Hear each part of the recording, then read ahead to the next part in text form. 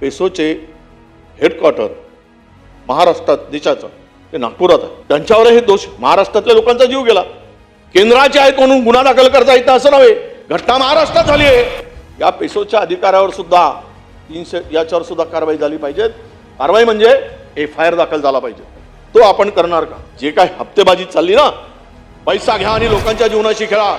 तुम्ही मंत्री म्हणून दोघे आता तिकडे कॅबिनेट आणि तुम्ही राज्यमंत्री म्हणून इथे उत्तर दिल्याशिवाय याचं समाधान आहे. जनतेला आक्रोश आहे तो थांबणार नाही.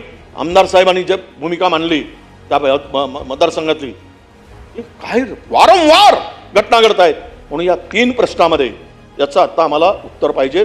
तुम्ही ते करणार नसाल तर नाही म्हणून सांगा.